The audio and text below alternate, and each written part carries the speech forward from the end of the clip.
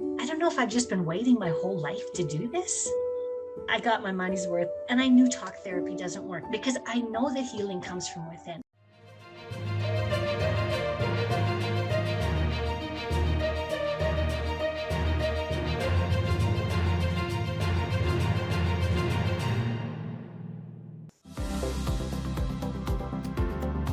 So what was going on in your life before you decided to jump in?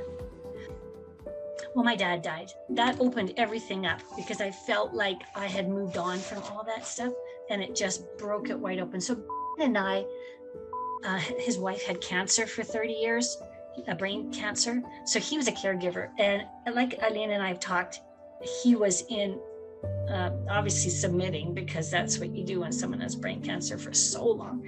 So she reminded me that he's going to have a really slow thaw. So we kind of love bombed each other because we were both caregivers and rescuers, and we thought, oh, what a bond. Yeah, we're a trauma bond, all right.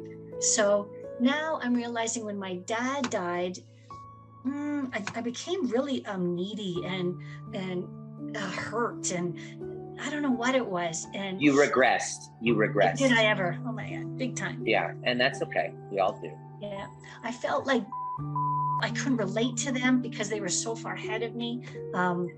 You know, she would say things, so I knew she was right, but it didn't really make sense. So I knew I wanted to learn. And then and our intimacy was kind of like ending. He had gone into a complete freeze because another sister got cancer last October. One after another. And his brother died of cancer, and his other brother has cancer, and he has to hold it all together. So he just froze, and he said, maybe you should move to and I said, no, I'm not moving to I'm going to figure out what's going on here. And so I mentioned it to she said, Mom, instead of waiting till you're at rock bottom, why don't you learn some more tools? And I thought, okay, here we go. And I talked to you, and I really didn't know what I was getting into either. I thought, one day a week, I can go for a meeting one day a week. But I got my money's worth. So why did you decide to come in and work with me? Because there's no one like you. And I knew talk therapy doesn't work. I knew I could do somato release with cranial and get results for physical healing. I could do that. And I saw it over and over. But the getting to know myself made sense because I know that healing comes from within. I did know that. My mom always said that. And so the emotions and the amount of energy it takes with those emotions, I know it's a basis of everything. So that was nice. No big change. Just love what we are. That in and of itself is transforming, which is beautiful. Yeah. What would you say was your biggest breakthrough? I had a couple things too where when I started with my dad, I had so much anxiety for the unknown. Oh, it was just all this computer stuff. And I realized that I said, I don't know. And then I went back to when I was a kid, and my parents didn't use emotions at all when I was a kid. Everything, like Mom said, she just didn't. Nobody even talked about emotions. So I walked around as this very emotional child. So I always said, I don't know. When I went back and talked to her, she said, I don't know. and I said, what do you know? She said, I know about art. And I said, I know about art. That's all I know too. So I keep it's funny, I don't just meet these children. I keep them all very close. And I've got a 9 and a 16. We check in, and some go, but a lot of them are kind of hanging around me still. And it's fantastic. I listen to my rescue every night. I listen to the 2 songs every night, the rescue and the I love you songs. I do my mission statement every morning while I'm opening my eyes. I love it. I've written an artist. Yeah, I had my big challenge because we just had a family reunion for 3.5 weeks. We're together 24/7, and I did okay. I just expanded my inside. I gave them empathy when they needed it, but I didn't let them overpower me. So amazing. It sounds like you have boundaries around yourself, and you're breaking free from that enmeshment. Yeah, and it's funny, even with, I think I'm like, you could say you love me, and now I don't really know if he has to. I love myself anyways, and now he's telling me.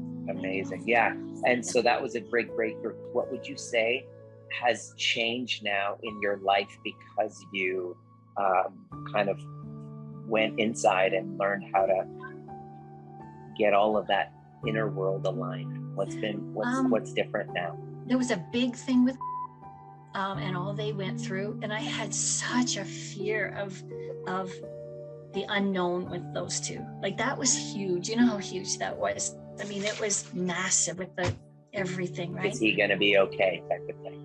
And is going to be okay? And it's, you know, just he was just fearless. And until he figured out his brain, but I didn't know he had the tools. Now I know they have the tools. So I don't have to, and I had to really go in and let that go and know that he's okay to do that. And he's going to have to be, and I don't have to rescue them either. And I mean, I missed nights and nights and nights of sleep worrying about these two, right? I'm not really even a worrier, but it was just a trigger. I couldn't turn it off. So that's huge for me. You're like, I'm just going to have this. I'm going to take my time. Some beautiful artwork there behind you. Those are your pieces. Yeah, some of my pieces. Amazing. Yeah, because it's my time and I'm just not giving it up. And that's a first for me. That is huge. Yeah, that's huge for me. Yeah. For you to be able to actually say yes to yourself and check in and wow. Yeah. Yeah. That's amazing. So you were looking at your notes, and what did you just discover?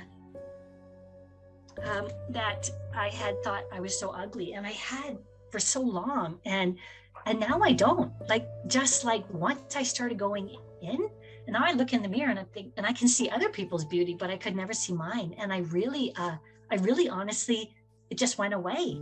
The enmeshment thing was huge for me, realizing I thought I was being sensitive and I wasn't. I was way too entangled, right? Yeah. Authentic gratitude just makes me feel amazing, right? I know. The whole I am enough. Again, I lost like 6 pounds and I wasn't trying, and I stand up straighter. Like, Nima, I don't know if I've just been waiting my whole life to do this. You know, like I'm 60 years old almost. So it's pretty crazy. And isn't that funny? So that nagging ugliness was like, come on, Deb, go deeper. Come on, there's something else to do, you know? And it was really just the smoke screen to all this amazing stuff. It really was. So yeah, I love the journey. You know, it's such an honor to walk with people as they ascend. Yeah. Yeah. You know, because it's not anybody. It's like we're all ascending together, but nobody's doing it for Deborah. Deborah's doing this for Deborah and nobody else.